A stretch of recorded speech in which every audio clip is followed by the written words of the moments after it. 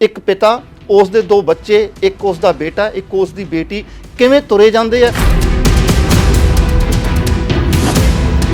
ਤੁਰੰਤ ਬਾਅਦ ਇੱਕ ਮੋਟਰਸਾਈਕਲ ਮੁੜਦਾ ਹੈ ਤੇ ਉਹ ਖਬਰ ਸਾਨੂੰ ਮਿਲਦੀ ਹੈ ਕਿ ਉਹਦੇ ਵੀਰ ਦੇ ਸਿਰ ਦੇ ਵਿੱਚ ਗੋਲੀ ਮਾਰੀ।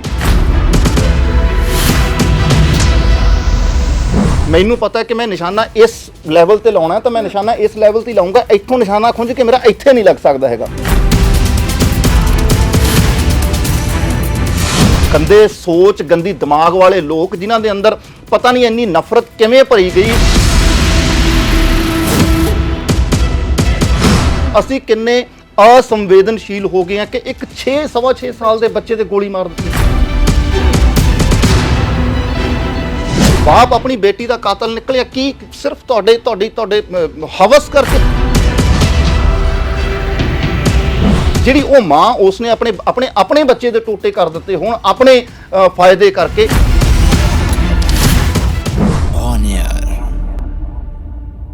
ਸਤਿ ਸ਼੍ਰੀ ਅਕਾਲ ਜੀ, ਤੁਸੀਂ ਵੇਖ ਰਹੇ ਹੋ ਦਾ ਇੰਪੈਕਟ ਵਿਦ ਔਨ ਏਅਰ ਤੇ ਮੈਂ ਹਾਂ ਨੂਰਬਰਜੋਤ। ਸੋ ਅੱਜ ਦੇ ਸ਼ੋਅ ਦੇ ਵਿੱਚ ਖਾਸ ਗੱਲਬਾਤ ਕਰਾਂਗੇ ਕਿ ਜਿਸ ਤਰ੍ਹਾਂ ਦੋਸਤੋ ਅਸੀਂ ਸੁਣਦੇ ਹਾਂ ਕਿ ਗੈਂਗਵਾਰ ਦੀਆਂ ਵਾਰਦਾਤਾਂ ਹੋ ਗਈਆਂ, ਨੌਜਵਾਨ ਦੇ ਗੋਲੀਆਂ ਚੱਲ ਗਈਆਂ, ਕੁੜੀਆਂ ਤੱਕ ਨੂੰ ਮਾਰ ਦਿੱਤਾ ਗਿਆ। ਪਰ ਇਹ ਖਬਰ ਜਦੋਂ ਸੁਣਦੇ ਹਾਂ ਤਾਂ ਮਨ ਬੇਹੱਦ ਹੀ ਦੁਖੀ ਹੁੰਦਾ ਜਦੋਂ ਇੱਕ ਬੱਚੇ ਦਾ ਕਤਲ ਹੋ ਜਾਂਦਾ। ਤੁਸੀਂ ਸਮਝ ਗਏ ਹੋਵੋਗੇ ਕਿ ਮੈਂ ਜਿਸ ਘਟਨਾ ਦੀ ਗੱਲ ਕਰ ਰਹੀ ਹਾਂ ਕਿ ਮਾਨਸਾ ਦੇ ਵਿੱਚ ਇੱਕ 6 ਸਾਲਾਂ ਦੇ ਬੱਚੇ ਦਾ ਗੋਲੀਆਂ ਮਾਰ ਕੇ ਕਤਲ ਕਰ ਦਿੱਤਾ ਗਿਆ। ਸੋ ਇਸੇ ਦੇ ਉੱਪਰ ਅਸੀਂ ਚਰਚਾ ਕਰਾਂਗੇ। ਮੇਰੇ ਸਹਿਯੋਗੀ ਸਟੂਡੀਓ ਦੇ ਵਿੱਚ ਸਾਡੇ ਨਾਲ ਮੌਜੂਦ ਨੇ ਪ੍ਰਿੰਸ ਭਾਰਦਵਾਜ। ਸੋ ਕਿਵੇਂ ਦੇਖਦੇ ਹੋ ਤੁਸੀਂ ਕਿ ਪਹਿਲਾਂ ਤਾਂ ਅਸੀਂ ਸੁਣਦੇ ਹਾਂ ਕਿ ਨੌਜਵਾਨਾਂ ਦਾ ਕਤਲ ਹੋ ਗਿਆ, ਪਰ ਇੱਕ ਬੱਚੇ ਦਾ ਕਤਲ ਹੋ ਜਾਣਾ ਇੱਕ ਵੱਡਾ ਸਵਾਲ ਖੜਾ ਕਰਦਾ। ਨੂਰ, ਪੰਜਾਬੀ ਦੀ ਉਹ ਕਹਾਵਤ ਹੈ ਨਾ ਕਿ ਲੱਗੀ ਨਜ਼ਰ ਪੰਜਾਬ ਨੂੰ ਇਹ ਤੋਂ ਮਿਰਚਾਂ ਵਾਰੋ। ਸੱਚਮੁੱਚ ਅਸੀਂ ਉਸ ਦੌਰ ਦੇ ਵਿੱਚ ਫਿਰ ਤੋਂ ਦਾਖਲ ਹੋ ਗਏ ਹਾਂ। ਮਾਨਸਾ ਦਾ ਪਿੰਡ ਕੋਟਲੀ ਕਲਾਂ, ਕੱਲ ਰਾਤ ਦੀ ਉਹ ਵੀਡੀਓ ਜਦੋਂ ਤੋਂ ਸੀਸੀਟੀਵੀ ਫੁਟੇਜ ਸਾਹਮਣੇ ਆਈ ਹੈ ਕਿ ਦੋ ਬੱਚੇ ਆਪਣੇ ਪਿਤਾ ਜਸਪ੍ਰੀਤ ਸਿੰਘ ਦੇ ਨਾਲ ਉਹਦੇ ਵੀਰ ਦੀ ਭੈਣ, ਉਹਦੀ ਸਿਸਟਰ ਤੇ ਉਹਦੇ ਫਾਦਰ ਸਾਹਿਬ ਲਗਭਗ ਸ਼ਾਮ 7:40 ਤੇ ਆਪਣੇ ਰਿਸ਼ਤੇਦਾਰਾਂ ਦੇ ਘਰੋਂ, ਮਤਲਬ ਆਪਣੇ ਚਾਚਿਆਂ ਦੇ ਘਰੋਂ ਉਹ ਨਿਕਲ ਕੇ ਆਪਣੇ ਘਰ ਵੱਲ ਜਾ ਰਹੇ ਨੇ। ਔਰ ਉਹ ਸੀਸੀਟੀਵੀ ਫੁਟੇਜ ਮੈਂ ਚਾਹਾਂਗਾ ਸਾਡੇ ਜਿਹੜੇ ਐਡੀਟਰ ਸਹਿਯੋਗੀ ਨੇ, ਜਦੋਂ ਅਸੀਂ ਗੱਲਬਾਤ ਕਰ ਰਹੇ ਹਾਂ ਉਹ ਸੀਸੀਟੀਵੀ ਫੁਟੇਜ ਜ਼ਰੂਰ ਵਿਖਾਓ ਤੁਸੀਂ ਨਾਲ ਕਿ ਉਹ ਤਿੰਨੋਂ ਜਣੇ, ਇੱਕ ਹੱਸਦਾ ਵਸਦਾ ਪਰਿਵਾਰ, ਇੱਕ ਪਿਤਾ, ਉਸ ਦੇ ਦੋ ਬੱਚੇ, ਇੱਕ ਉਸ ਦਾ ਬੇਟਾ, ਇੱਕ ਉਸ ਦੀ ਬੇਟੀ ਕਿਵੇਂ ਤੁਰੇ ਜਾਂਦੇ ਆ। ਤੁਰੰਤ ਬਾਅਦ ਇੱਕ ਮੋਟਰਸਾਈਕਲ ਮੁੜਦਾ ਹੈ ਤੇ ਉਹ ਖਬਰ ਸਾਨੂੰ ਮਿਲਦੀ ਹੈ ਕਿ ਉਹਦੇ ਵੀਰ ਦੇ ਸਿਰ ਦੇ ਵਿੱਚ ਗੋਲੀ ਮਾਰੀ। ਅਸੀਂ ਕਿਸ ਦੌਰ 'ਚ ਦਾਖਲ ਹੋ ਗਏ ਹਾਂ ਨੂਰ। ਮੈਂ ਇਹ ਰਿਪੋਰਟ ਬਹੁਤ ਭਰੇ ਮਨ ਨਾਲ ਕਰ ਰਿਹਾ ਕਿਉਂਕਿ ਕੱਲ ਰਾਤ ਤੋਂ ਜਦੋਂ ਇਹ ਖਬਰ ਸੁਣੀ ਆ ਮੇਰੀਆਂ ਅੱਖਾਂ ਅੱਗੇ ਮੇਰੀ ਆਪਣੀ ਧੀ ਆ ਜਾਂਦੀ ਹੈ ਜੀ, ਇਸ ਵਕਤ 3.5 ਸਾਲ ਦੀ ਆ, ਕਿ ਜੇਕਰ ਮੈਂ ਆਪਣੀ ਬੇਟੀ ਨਾਲ, ਮੈਂ ਆਪਣੇ ਬੱਚੇ ਨਾਲ ਏਦਾਂ ਤੁਰਿਆ ਜਾਂਦਾ ਹੋਵਾਂ, ਮੇਰੀ ਬੁੱਕਲ ਦੇ ਵਿੱਚ ਹੋਵੇ ਜਾਂ ਮੇਰੀ ਉਂਗਲੀ ਲੱਗੀ ਹੋਵੇ ਤੇ ਐਦਾਂ ਕੋਈ ਉਸ ਨੂੰ ਗੋਲੀ ਮਾਰ ਕੇ ਚਲਿਆ ਜਾਵੇ ਤਾਂ ਮੇਰੇ ਉੱਤੇ ਜਾਂ ਮੇਰੇ ਵਰਗੇ ਜਾਂ ਤੁਹਾਡੇ ਵਰਗੇ ਕਿਸੇ ਵੀ ਮਾਤਾ ਪਿਤਾ ਦੇ ਉੱਤੇ ਕੀ ਵਾਪਰ ਰਹੀ ਹੋਏਗੀ। ਜੀ ਪ੍ਰਿੰਸ ਜੀ, ਬਿਲਕੁਲ ਇੱਥੇ ਹੀ ਗੱਲ ਆ ਜਾਂਦੀ ਕਿ ਜਦੋਂ ਇਸ ਤਰ੍ਹਾਂ ਦੀਆਂ ਘਟਨਾਵਾਂ ਹੁੰਦੀਆਂ ਨੇ ਤਾਂ ਮਾਪਿਓ ਡਰ ਗਿਆ। ਮਾਪਿਓ ਦੇ ਅੰਦਰ ਇਦਾਂ ਹੁੰਦਾ ਕਿ ਅਸੀਂ ਆਪਣੇ ਬੱਚੇ ਨੂੰ ਬਾਹਰ ਹੀ ਨਾ ਲੈ ਕੇ ਜਾਵੇ ਜਿਸ ਤਰ੍ਹਾਂ ਸਾਡੇ ਬੱਚੇ ਤੇ ਗੋਲੀਆਂ ਵੱਜਣੀਆਂ ਨੇ। ਕਿਤੇ ਨਾ ਕਿਤੇ ਪੰਜਾਬ ਦੇ ਮਾਪਿਆਂ ਦੇ ਵਿੱਚ ਡਰ ਪੈਦਾ ਹੋ ਗਿਆ। ਜਿਵੇਂ ਤੁਸੀਂ ਦੱਸਿਆ ਕਿ ਤੁਹਾਡੀ ਬੇਟੀ ਕਰਕੇ ਤੁਸੀਂ ਡਰੇ ਹੋ ਤੇ ਇਸੇ ਤਰ੍ਹਾਂ ਹੋਰ ਵੀ ਮਾਪਿਆਂ ਤੇ ਇੰਪੈਕਟ ਪਿਆ ਇਸ ਗੱਲ ਦਾ। ਬਿਲਕੁਲ ਇੰਪੈਕਟ ਪਿਆ। ਔਰ ਇਹ ਇੰਪੈਕਟ ਸਿਰਫ ਕਾਨੂੰਨ ਵਿਵਸਥਾ ਦਾ ਮਸਲਾ ਨਹੀਂ ਹੈ। ਇਹ ਸੋਚਣਾ ਪਏਗਾ ਕਾਨੂੰਨ ਵਿਵਸਥਾ ਉਦੋਂ ਤੱਕ ਹੀ ਲਾਗੂ ਹੋ ਸਕਦੀ ਹੈ ਜਦੋਂ ਨਾਗਰਿਕ ਅਤੇ ਉਹ ਸੰਸਥਾਵਾਂ, ਉਹ ਅਦਾਰੇ ਕਾਨੂੰਨ ਵਿਵਸਥਾ ਲਾਗੂ ਕਰਾਉਣਾ ਚਾਹੁੰਦੇ ਨੇ। ਅਸਲੀ ਕਾਨੂੰਨ ਵਿਵਸਥਾ ਸਾਡੇ ਇੱਥੋਂ ਸ਼ੁਰੂ ਹੁੰਦੀ ਹੈ। ਸਾਡੀ ਸੋਚ ਤੋਂ ਅਸਲ ਕਾਨੂੰਨ ਵਿਵਸਥਾ ਸ਼ੁਰੂ ਹੁੰਦੀ ਹੈ। ਨੂਰਬਰਜੋਤ ਜੀ, ਅਸੀਂ ਕਿੰਨੇ ਅਸੰਵੇਦਨਸ਼ੀਲ ਹੋ ਗਏ ਹਾਂ ਕਿ ਇੱਕ 6-6.5 ਸਾਲ ਦੇ ਬੱਚੇ ਤੇ ਗੋਲੀ ਮਾਰ ਦਿੱਤੀ। ਪਤਾ ਨਹੀਂ ਕਿ ਇਸ ਘਟਨਾ ਦਾ ਮੈਂ ਜਦੋਂ ਹੁਣ ਥੋੜਾ ਜਿਹਾ ਖੁਰਾ ਖੋਜ ਲੱਭਣ ਦੀ ਕੋਸ਼ਿਸ਼ ਕੀਤੀ ਹੈ, ਮੈਂ ਸਿੱਧੇ ਤੌਰ ਦੇ ਉੱਤੇ ਕੁਝ ਨਹੀਂ ਕਹਾਂਗਾ, ਪਰੰਤੂ ਮੇਰੇ ਜਿਹੜੇ ਉੱਥੋਂ ਦੇ ਲੋਕਲ ਸਹਿਯੋਗੀ ਨੇ, ਹੁਣੇ ਥੋੜੀ ਦੇਰ ਪਹਿਲਾਂ ਉਸ ਬੱਚੇ ਉਹਦੇ ਵੀਰ ਦਾ ਸੰਸਕਾਰ ਹੋ ਰਿਹਾ ਸੀ, ਉੱਥੋਂ ਹੀ ਉਹਨਾਂ ਨਾਲ ਮੇਰੀ ਫੋਨ ਤੇ ਗੱਲ ਹੋਈ। ਮੈਂ ਪੁੱਛਿਆ, ਮੈਂ ਕਿਹਾ ਕੋਈ ਦੁਸ਼ਮਣੀ ਦੀ ਗੱਲਬਾਤ? ਉਹ ਕਹਿੰਦੇ ਭਾਈ ਸਾਹਿਬ ਹਾਲੇ ਖੁੱਲ ਕੇ ਕੋਈ ਦੁਸ਼ਮਣੀ ਦੀ ਗੱਲਬਾਤ ਸਾਹਮਣੇ ਨਹੀਂ ਆਈ, ਪਰੰਤੂ ਇਹ ਪਤਾ ਲੱਗ ਰਿਹਾ ਹੈ ਕਿ ਇਸ ਪਰਿਵਾਰ ਦੇ ਨਾਲ ਕੋਈ ਪੁਰਾਣਾ ਜਿਹੜਾ ਕੰਮ ਕਰਨ ਵਾਲਾ ਵਿਅਕਤੀ ਸੀਗਾ, ਉਹਨਾਂ ਨਾਲ ਕੁਝ ਗੜਬੜ ਸੀ, ਕੁਝ ਲੈਣ ਦੇਣ ਦੀ ਗੜਬੜ ਲਾ ਲਓ, ਕੁਝ ਇਦਾਂ ਦਾ ਚੱਕਰ ਸੀਗਾ। ਪਰ ਮੈਂ ਕਲੀਅਰ ਨਹੀਂ ਕਰ ਰਿਹਾ ਆਪਣੇ ਵੱਲੋਂ, ਜਦੋਂ ਤੱਕ ਪੁਲਿਸ ਵੱਲੋਂ, ਜਾਂਚ ਵੱਲੋਂ ਕੁਝ ਕਲੀਅਰ ਨਹੀਂ ਹੋ ਜਾਂਦਾ। ਪਰ ਮੰਨ ਲਓ ਤੁਹਾਡਾ 10 ਕਰੋੜ ਦਾ ਰੌਲਾ ਵੀ ਹੋਵੇ ਯਾਰ, ਪੈਸੇ ਦਾ, ਜਾਂ ਤੁਹਾਡੀ ਦੁਸ਼ਮਣੀ ਇੰਨੀ ਵੱਡੀ ਵੀ ਕਿਉਂ ਹੋਵੇ, ਫਿਰ ਵੀ ਤੁਸੀਂ ਇੱਕ ਬੱਚੇ ਨੂੰ ਕਿਵੇਂ ਟਾਰਗੇਟ ਕਰ ਸਕਦੇ? ਇੱਥੇ ਹੀ ਗੱਲ ਆ ਜਾਂਦੀ ਹੈ ਨਾ ਕਿ ਲੋਕ ਕਾਨੂੰਨ ਦਾ ਸਹਾਰਾ ਨਹੀਂ ਲੈਂਦੇ ਕਿ ਮਾਰਨਾ ਹੀ ਸੋਲੂਸ਼ਨ ਹੋ ਸਕਦਾ, ਬੈਠ ਕੇ ਮਸਲੇ ਦੇ ਵੀ ਹੱਲ ਹੋ ਸਕਦੇ ਨੇ। ਚਲੋ ਲੜਾਈ ਹੋ ਗਈ, ਪੁਲਿਸ ਕੋਲ ਚੱਲ ਗਏ, ਪਰ ਮਾਰਨਾ, ਕਿਸੇ ਦੀ ਜਾਨ ਲੈ ਲੈਣਾ, ਇਹ ਤਾਂ ਕੋਈ ਹੱਲ ਨਹੀਂ ਨਾ। ਨੂਰ, ਇੱਥੇ ਇੱਕ ਗੱਲ ਬਹੁਤ ਧਿਆਨ ਮੰਗਦੀ ਹੈ। ਉਹ ਗੱਲ ਇਹ ਧਿਆਨ ਮੰਗਦੀ ਹੈ ਕਿ ਜਦੋਂ ਅਸੀਂ ਉਹ ਤਿੰਨਾਂ ਜਣਿਆਂ ਨੂੰ ਹੱਸਦੇ ਖੇਡਦੇ ਵਾਪਸ ਆਉਂਦੇ ਵੇਖਦੇ ਹਾਂ, ਹਾਲਾਂਕਿ ਸੀਸੀਟੀਵੀ ਫੁਟੇਜ ਥੋੜੀ ਜਿਹੀ ਬਲਰ ਹੈ, ਪਰ ਤੁਸੀਂ ਧਿਆਨ ਨਾਲ ਵੇਖਿਓ ਕਿ ਉਹ ਬੱਚੇ ਨਾ ਮਸਤੀ ਦੇ ਵਿੱਚ ਭੱਜੇ ਆਉਂਦੇ ਆ। ਉਹ ਜਿਹੜੀ ਉਹਨਾਂ ਦੀ ਧੀ ਆ ਉਹਦੇ ਚਿਹਰੇ ਦੇ ਉੱਤੇ ਹਾਸਾ ਹੈ, ਮਤਲਬ ਜਦੋਂ ਤੁਰ ਰਹੀ ਆ ਨਾਰਮਲੀ ਤੁਰ ਰਹੀ, ਥੋੜੀ ਜਿਹੀ ਦੌੜ ਰਹੀ ਹੈ, ਇਦਾਂ ਹੀ ਉਹਦੇ ਵੀਰ ਆਪਣੇ ਪਾਪਾ ਦੇ ਨਾਲ ਦੌੜਦਾ ਹਲਕਾ ਹਲਕਾ ਨਾ, ਮਤਲਬ ਮਸਤੀ ਕਰਦੇ ਹੋਏ ਆ ਰਹੇ ਆ। ਔਰ ਮੈਂ ਇੱਥੇ ਇਹ ਗੱਲ ਪੂਰੇ ਵਿਸ਼ਵਾਸ ਨਾਲ ਕਹਿ ਸਕਦਾ ਕਿ ਉਹਨਾਂ ਨੇ ਬੱਚੇ ਨੂੰ ਹੀ ਮਾਰਨਾ ਸੀ, ਕਿਉਂਕਿ ਹਾਈਟ ਦਾ ਅੰਤਰ ਹੈ। ਦੇਖੋ ਪਿਤਾ ਦੀ ਹਾਈਟ ਮੰਨ ਲਓ 5 ਫੁੱਟ 10-12 ਇੰਚ, ਠੀਕ ਹੈ, ਬੱਚੇ ਦੀ ਹਾਈਟ ਛੋਟੀ 2.5-3 ਫਿੱਟ ਦਾ ਬੱਚਾ, ਬੇਟੀ ਦੀ ਹਾਈਟ ਵੀ ਇੰਨੀ ਲਾ ਲਓ ਆਪਾਂ, ਤਾਂ ਉਹਨਾਂ ਦਾ ਨਿਸ਼ਾਨਾ ਖੁੰਝ ਨਹੀਂ ਸਕਦਾ।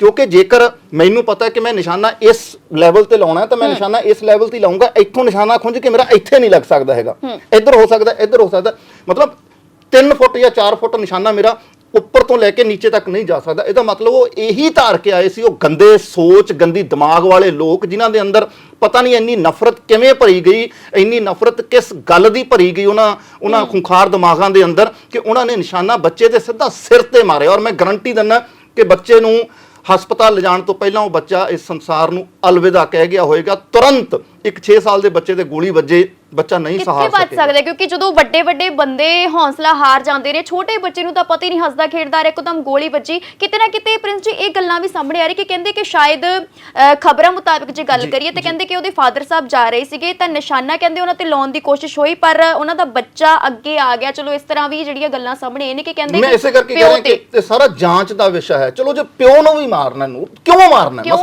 ਇਹ ਸਵਾਲ, ਇਹ ਕੁਐਸਚਨ ਮਾਰਕ ਬਹੁਤ ਵੱਡਾ ਹੈ ਕਿ ਅਸੀਂ ਸਮਾਜ, ਅਸੀਂ ਤਰੱਕੀ ਦੀ ਬਹੁਤ ਵੱਡੀ ਗੱਲ ਕਰ ਰਹੇ ਹਾਂ, ਅਸੀਂ ਗੱਡੀਆਂ ਕਾਰਾਂ ਦੀ ਗੱਲ ਕਰਦੇ ਹਾਂ, ਅਸੀਂ ਨਿਤਨੇਮੀ ਹੋਣ ਦੀ ਗੱਲ ਕਰਦੇ ਹਾਂ, ਅਸੀਂ ਦੋਵੇਂ ਸਮੇਂ ਜਾਂ ਤਿੰਨੋਂ ਸਮੇਂ ਗੁਰੂ ਘਰਾਂ ਦੇ ਵਿੱਚ, ਮੰਦਿਰਾਂ ਦੇ ਵਿੱਚ, ਮਸਜਿਦਾਂ ਦੇ ਵਿੱਚ ਜਾਣ ਦੀ ਗੱਲ ਕਰਦੇ ਹਾਂ, ਅਸੀਂ ਆਪਣੇ ਧਾਰਮਿਕ ਅਕੀਦਿਆਂ ਦੀ ਗੱਲ ਕਰਦੇ ਹਾਂ। ਹੋ ਸਕਦਾ ਕਿ ਉਹ ਵਿਅਕਤੀ ਵੀ ਜਿਹੜੇ ਇਹਨਾਂ ਨੂੰ ਸ਼ੂਟ ਕਰਕੇ ਗਿਆ, ਜਿਹੜੇ ਉਹਦੇ ਵੀਰ ਦੀ ਮੌਤ ਦਾ ਕਾਰਨ ਬਣੇ, ਜਾਂ ਉਸ ਦੇ ਪਿਤਾ ਨੂੰ ਵੀ ਮਾਰਨ ਆਏ ਹੋਣ, ਹੋ ਸਕਦਾ ਕਿ ਉਹ ਵੀ ਤੁਰਨ ਤੋਂ ਪਹਿਲਾਂ ਕਿਸੇ ਨੂੰ ਧਿਆ ਕੇ ਤੁਰੇ ਹੋਣ।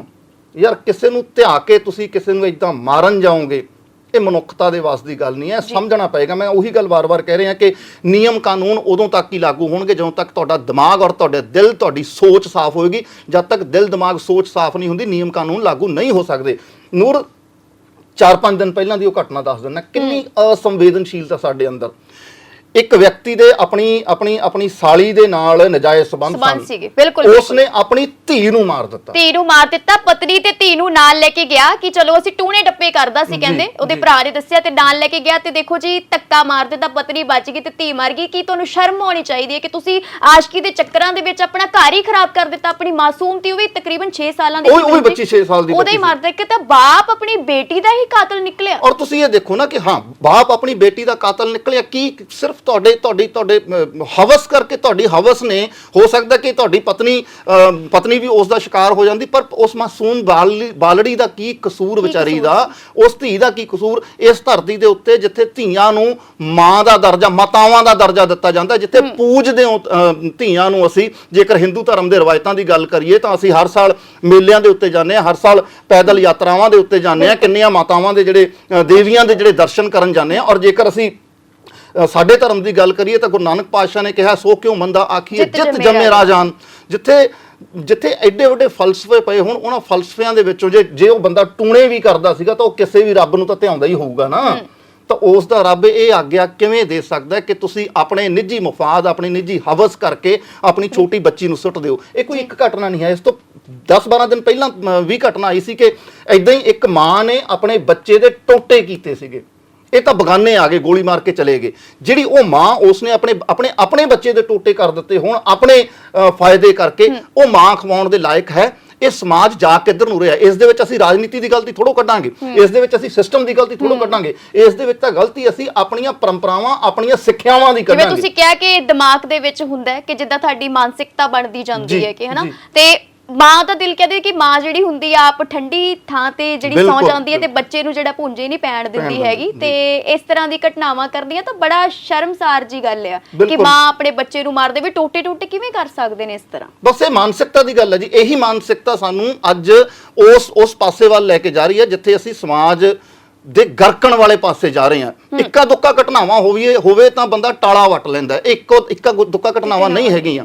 ਇਹ ਤੁਸੀਂ ਰਿਕਾਰਡ ਕੱਢ ਕੇ ਵੇਖੋਗੇ, NCRB ਦੇ ਡਾਟੇ ਕੱਢ ਕੇ ਵੇਖੋਗੇ, ਨੈਸ਼ਨਲ ਕ੍ਰਾਈਮ ਰਿਕਾਰਡ ਬਿਊਰੋ ਦੇ ਡਾਟੇ ਕੱਢ ਕੇ ਵੇਖੋਗੇ, ਜਿਹੜੇ ਉਹਨਾਂ ਕੋਲੇ ਰਿਕਾਰਡ ਹੋ ਜਾਂਦੇ ਆ, ਜਿਹੜੇ ਰਿਪੋਰਟ ਨਹੀਂ ਹੁੰਦੇ ਉਹ ਤਾਂ ਵੱਖਰੀ ਗੱਲ ਹੈ। ਤਾਂ ਉੱਥੇ ਪਤਾ ਲੱਗਦਾ ਕਿ ਇਦਾਂ ਦਾ ਬੜਾ ਕੁਝ ਬੱਚਿਆਂ ਦੇ ਨਾਲ ਵਾਪਰ ਰਿਹਾ, ਖਾਸ ਤੌਰ ਦੇ ਉੱਤੇ ਆਪਣੇ ਪਰਿਵਾਰਾਂ ਵੱਲੋਂ ਵਾਪਰ ਰਿਹਾ, ਬਹੁਤੇ ਕੇਸਾਂ ਦੇ ਵਿੱਚ ਆਪਣੇ ਘਰਾਂ ਦੇ ਵਿੱਚ ਵਾਪਰ ਰਿਹਾ।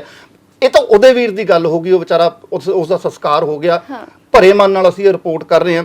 ਕਿੰਨੇ ਬੱਚੇ ਨੇ ਜਿਹੜੇ ਆਪਣੇ ਪਰਿਵਾਰਾਂ ਦੇ ਵਿੱਚ ਹੀ ਜਿਸਮਾਨੀ ਹਿੰਸਾ ਦੀ ਪੀੜ ਚੱਲ ਰਹੇ ਨੇ, ਡਰਦੇ ਨਹੀਂ ਦੱਸਦੇ ਹੈਗੇ, ਮੂੰਹ ਬੰਦ ਕਰਾ ਦਿੱਤੇ ਜਾਂਦੇ ਨੇ ਕਿ ਨਹੀਂ ਜੀ ਰਿਸ਼ਤੇਦਾਰੀ ਖਰਾਬ ਹੋ ਜਾਊਗੀ, ਤੁਸੀਂ ਗੱਲ ਨੂੰ ਦਬਾਈ ਰੱਖੋ। ਇਸ ਤਰ੍ਹਾਂ ਹੁੰਦਾ ਹੈ।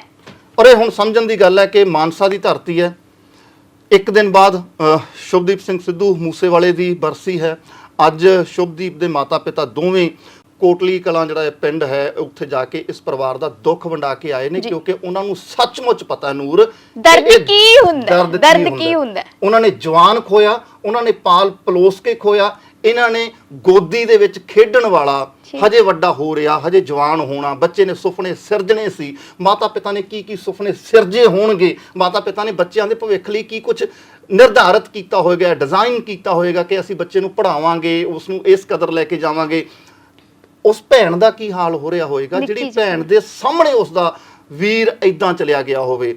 ਮਾਂ ਦਾ ਕੀ ਹਾਲ ਹੋ ਰਿਹਾ ਹੋਏਗਾ, ਸੋਚਣਾ ਪਏਗਾ। ਇਹ ਸੁਸਾਇਟੀ ਨੂੰ ਰਲ ਕੇ ਸੋਚਣਾ ਪਏਗਾ ਕਿ ਅਸੀਂ ਆਪਣੀ ਸੁਸਾਇਟੀ ਨੂੰ ਬਿਹਤਰ ਕਿਵੇਂ ਬਣਾਈਏ। ਮੈਂ ਰਿਪੋਰਟ ਉੱਥੇ ਖਤਮ ਕਰਦਾ ਹਾਂ ਨੂਰ, ਕਿ ਜਿੱਥੇ ਇਹ ਸਤਰਾਂ ਕਹੀਆਂ ਜਾਂਦੀਆਂ ਸੀ ਹਿੰਦੀ ਦੀਆਂ ਕਿ ਘਰ ਸੇ ਮਸਜਿਦ ਹੈ ਬੜੀ ਦੂਰ, ਚਲੋ यूं ही करें किसी रोते हुए बच्चे को हसाया जाए। ਅਸੀਂ ਰੋਂਦੇ ਹੋਏ ਬੱਚੇ ਨੂੰ ਹਸਾਉਣਾ ਤਾਂ ਕੀ ਮਤਲਬ ਕਿ ਮਸਜਿਦ ਦਾ ਸਜਦਾ, ਰੱਬ ਅੱਗੇ ਸਜਦਾ ਉਦੋਂ ਹੀ ਹੋ ਜਾਣਾ, ਕਿਸੇ ਬੱਚੇ ਨੂੰ ਹਸਾ ਲਈਏ। ਅਸੀਂ ਹਸਾਉਣ ਦੀ ਥਾਂ ਇਹਨਾਂ ਬੱਚਿਆਂ ਨੂੰ ਖੋ ਰਹੇ ਹਾਂ, ਇਹਨਾਂ ਬੱਚਿਆਂ ਨੂੰ ਗਵਾ ਰਹੇ ਹਾਂ। ਲਾਹਨਤ ਆ ਸਾਡੇ ਇਹੋ ਜਿਹੇ ਸਿਸਟਮ, ਲਾਹਨਤ ਆ ਸਾਡੇ ਇਹੋ ਜਿਹੇ ਗੰਦੇ ਦਿਮਾਗਾਂ ਔਰ ਸਾਡੇ ਸਮਾਜ ਦੇ ਵਿੱਚ ਫੈਲ ਰਹੀਆਂ ਇਦਾਂ ਦੀਆਂ ਨਫ਼ਰਤਾਂ ਦੇ ਉੱਤੇ ਨੂਰ।